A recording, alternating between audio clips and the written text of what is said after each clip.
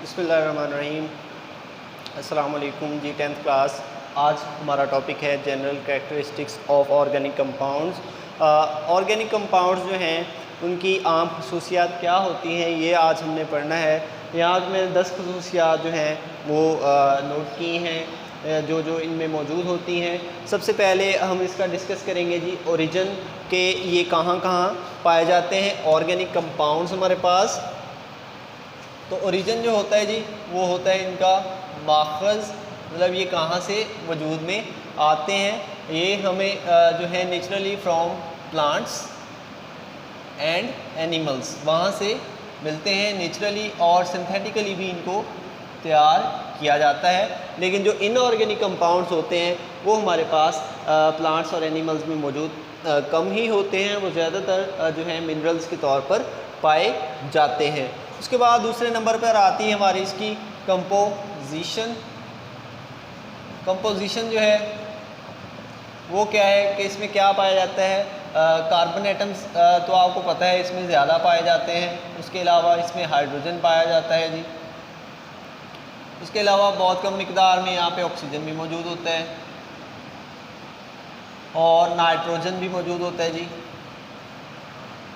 साथ सल्फ़र भी होती है और इसी तरह के और एटम्स भी ऑर्गेनिक कंपाउंड्स में पाए जाते हैं। ये वाले हमारे पास इसकी कंपोजिशन है कि कार्बन और कार्बन एटम आपस में मिले होते हैं, हाइड्रोजन कार्बन के साथ मिले होते हैं, कार्बन के साथ ऑक्सीजन, कार्बन के साथ नाइट्रोजन, कार्बन के साथ सल्फ़र। तो ये सारे जो हैं हमारे पास इसके कंपाउंड्स के अंदर मौजूद एलिमेंट्स होते हैं। उसके बाद आती है जी इसकी सॉल्युबिलिटी की बारी कि सॉल्युबिलिटी इसकी कैसी होती है ऑर्गेनिक कंपाउंड्स की। जो हम उनको डिटेल से पहले ही पढ़ चुके हैं वो कैसे होते हैं, उनके फार्मूलाज कैसे लिखे जाते हैं और वो जो है किस तरह लंबी लंबी चेन्स बनाते हैं। सॉल्युबिलिटी का क्या मतलब होता है जी हल होने की सलाहियत, क्योंकि ये नॉन पोलर हैं तो नॉन पोलर सॉल्वेंट्स में भी हल होते हैं। ठीक है, नॉन पोलर सॉल्वेंट्स उनमें ये हल होते हैं। नॉन पोलर सॉल्वेंट्स हमारे पास होते हैं जी बेंजीन, इसमें ये हल हो जाएंगे। कार्बन टेट्राक्लोराइड CCl4 ये हमारे पास होता है। उसके बाद क्लोरोफॉर्म होती है हमारे पास CHCl3। ये नॉन पोलर कोवलेंट जो सॉल्वेंट्स होते हैं इनके अंदर ये वाले जो होते हैं हमारे पास ऑर्गेनिक कंपाउंड्स ये हल हो जाते हैं, लेकिन पोलर सॉल्वेंट्स में ये हल नहीं होते। बड़ी मुश्किल से उनमें हल होते हैं। पोलर सॉल्वेंट्स में उनके में बड़े मुश्किल से हल होंगे जी। उसके बाद आगे हमारे पास है इसकी कंडक्टिविटी। कंडक्टिविटी की होती है जी करंट गुजारने की सलाहियत। तो करंट गुजारने की सलाहियत जो है इनमें कम होती है। उसकी वजह क्या है कि कोवलेंट बॉन्ड, कोवलेंट बॉन्ड जो है उसमें इलेक्ट्रॉन्स शेयर होते हैं। ये पहले भी हम सीख चुके हैं इस तरह, जब मैंने आपको स्ट्रक्चरल फार्मूला सिखाया था। कोवलेंट बॉन्डिंग किस तरह होती है, इलेक्ट्रॉन्स को शेयर किया जाता है तो इलेक्ट्रॉन्स का फ़्लो करना वहाँ पे मुश्किल हो जाता है। इसकी वजह से जो है करंट उनमें बहना मुश्किल हो जाता है, तो वो बैड कंडक्टर्स होते हैं। ये वाले हमारे पास जो होते हैं कोवलेंट कंपाउंड्स ये बैड कंडक्टर्स होते हैं। ये कोई इतनी अच्छी कंडक्टिविटी शो नहीं करते, इंसुलेटर्स के करीब करीब ही होते हैं, लेकिन इनऑर्गेनिक कंपाउंड्स अच्छे कंडक्टर होते हैं। उसके बाद बारी आती है हमारे पास मेल्टिंग पॉइंट और बॉइलिंग पॉइंट की। अब मेल्टिंग और बॉइलिंग पॉइंट क्या होता है जी। मेल्टिंग पॉइंट वो टेम्परेचर होता है जिस पे कोई सॉलिड जो है वो लिक्विड में कन्वर्ट हो जाए, और बॉइलिंग पॉइंट वो टेम्परेचर होता है जिसमें कोई लिक्विड कोई गैस में कन्वर्ट हो जाए। यहाँ पे मेल्टिंग पॉइंट जो है हमारे पास वो भी लो होंगे और बॉइलिंग पॉइंट वो भी लो होंगे। क्यों लो होंगे? Due to covalent bonding. Covalent bonding की वजह से यहाँ पे लो मेल्टिंग और बॉइलिंग पॉइंट होंगे। जो है ये बड़ी जल्दी जो है अगर लिक्विड हुए तो बड़ी जल्दी ये वेपर्स बनेंगे, और अगर हमारे पास ये सॉलिड हुए तो जल्दी से लिक्विड बन जाएंगे। लो मेल्टिंग और बॉइलिंग पॉइंट इनके होते हैं, क्योंकि यहाँ पे आयनिक बॉन्ड नहीं है। आयनिक बॉन्ड बड़ा स्ट्रॉन्ग बॉन्ड होता है। वो जो है बनिस्बत कोवलेंट बॉन्ड के ज़्यादा स्ट्रॉन्ग है, तो उसको तोड़ना ज़्यादा मुश्किल है, तो उसका मेल्टिंग और बॉइलिंग पॉइंट ज़्यादा होता है। यहाँ पे इनका मेल्टिंग और बॉइलिंग पॉइंट क्या होता है जी, कम होता है। उसके बाद अगली बारी आ गई जी हमारी, वो है हमारे पास इसकी स्टेबिलिटी। स्टेबिलिटी की बात करेंगे कि ये स्टेबल होते हैं या नहीं।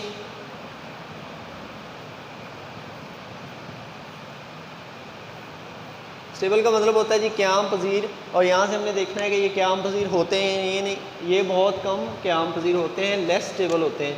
लेस स्टेबल इसलिए होते हैं क्योंकि इनका मेल्टिंग और बॉइलिंग पॉइंट ज़्यादा नहीं होता, because of less boiling point and melting point. तो ये लेस स्टेबल हैं, हाई टेम्परेचर्स पे ये स्टेबल नहीं होते। उसके बाद आगे हमारे पास है जी कंबस्टिबिलिटी। कंबस्टिबिलिटी जो है हमारे पास जलने की सलाहियत होती है कि कोई चीज़ कितनी ज़्यादा जल सकती है, कोई चीज़ कितनी कम जल सकती है। तो ये कंबस्टिनेबल होते हैं, यहाँ पे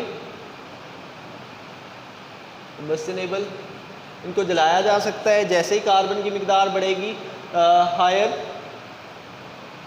अमाउंट ऑफ कार्बन एटम, जितने कार्बन की मिकदार इनमें ज़्यादा पाई जाती है उतने ही ये इजीली जल सकते हैं। तो जलाने में जो ऑर्गेनिक कंपाउंड्स हैं वो ज़्यादा जल्दी जलते हैं क्योंकि उनमें कार्बन पाया जाता है। जिसमें ज़्यादा कार्बन होगा वो उतना ज़्यादा जलता है, तो ये जल्दी जलते हैं। उसके बाद हमारे पास आ जाती हैं इनकी आइसोमेरिज्म। आइसोमेरिज्म जो है हम पहले ही पढ़ चुके हैं कैटिनेशन के साथ। तो आइसोमेरिज्म होता है जी कि डिफरेंट ये स्ट्रक्चर्स शो करते हैं। One molecule have different structures, 2 भी स्ट्रक्चर्स हो सकते हैं उसके, 3 भी हो सकते हैं, 4 भी हो सकते हैं। जितना ज़्यादा उनमें कार्बन एटम्स पाए जाते होंगे उतने ज़्यादा उनमें स्ट्रक्चर्स पाए जाते होंगे। इसलिए जो आइसोमेरिज्म है ये भी ये शो करते हैं। और उसके बाद हमारे पास आ जाती है बारी, नेक्स्ट जो है हमारे पास उसका ये वाला rate of reaction. Rate of reaction, rate of reaction क्या है जी, ये स्लो रिएक्शन देते हैं, स्लो रिएक्शन, स्लो रेट। अब स्लो रेट की वजह क्या है कि ये कोवलेंट बॉन्ड से जुड़े होते हैं। कार्बन और कार्बन का बॉन्ड काफ़ी स्ट्रॉन्ग होता है, वो जल्दी नहीं टूटता, तो ये रिएक्शन थोड़ा स्लो चलता है और इनके लिए ख़ास कंडीशंस हमें चाहिए होती हैं। और उसके बाद सॉल्युबिलिटी की हमने बात कर ली है और कोवलेंट लिंकेज की हमने बात नहीं की। लास्ट पे हम बात करेंगे कोवलेंट बॉन्डिंग इनमें पाई जाती है जी। कोवलेंट बॉन्डिंग जो है हमारे पास वो इलेक्ट्रॉन के शेयरिंग से होती है। इस तरह carbon to carbon single bond बना होता है, या फिर carbon to carbon double bond हमारे पास बना होता है, या फिर हमारे पास carbon to oxygen double bond बना होता है जी, या फिर carbon to nitrogen triple bond हमारे पास बना होता है। तो ये सारे जो बॉन्ड्स हैं हमारे पास कोवलेंट बॉन्ड्स होते हैं। तो यहाँ से हमें जो जनरल कैरेक्टरिस्टिक्स पता चली हैं जी ऑर्गेनिक कंपाउंड्स की, वो क्या हैं कि एक तो वो प्लांट्स और एनिमल्स से पाए जाते हैं, उसके बाद वो कोवलेंट बॉन्डिंग हमारे पास रखते हैं। उसके बाद हमने बात की है कि वो नॉन पोलर होते हैं और नॉन पोलर सॉल्वेंट में ही वो हल होते हैं। उसके बाद हमने यहाँ पे बात की है उनकी कनेक्टिविटी की, इतने अच्छे कंडक्टर नहीं होते। मेल्टिंग और बॉइलिंग पॉइंट इनके बड़े लो होते हैं। उसके बाद हमने बात की स्टेबिलिटी की कि इतने ज़्यादा स्टेबल नहीं है क्योंकि ये इतना ज़्यादा स्ट्रॉन्ग बॉन्ड नहीं रखते, हाई टेम्परेचर पे स्टेबल नहीं रहते। और कंबस्टिबिलिटी है क्योंकि इनमें कार्बन होती है तो ये इजीली जल सकते हैं। जैसे जैसे कार्बन की मिकदार बढ़ती जाएगी इनको जलाना और ज़्यादा ईजी होता जाएगा। और आइसोमेरिज्म ये शो करते हैं क्योंकि एक ही मॉलिक्यूल डिफरेंट स्ट्रक्चरल फार्मूला के साथ यहाँ पे मौजूद हो सकता है। और लास्ट में हमने बात की रेट ऑफ रिएक्शन की कि रिएक्शन का रेट जो है वो बड़ा स्लो होता है और इसके लिए ख़ास कंडीशंस हमें चाहिए होती हैं। ये थी कैरेक्टरिस्टिक्स ऑफ ऑर्गेनिक कंपाउंड्स। उम्मीद है आपको इसकी समझ आ गई होगी। मिलते हैं अगले टॉपिक के साथ। अपना ख्याल रखिएगा। अल्लाह हाफिज़।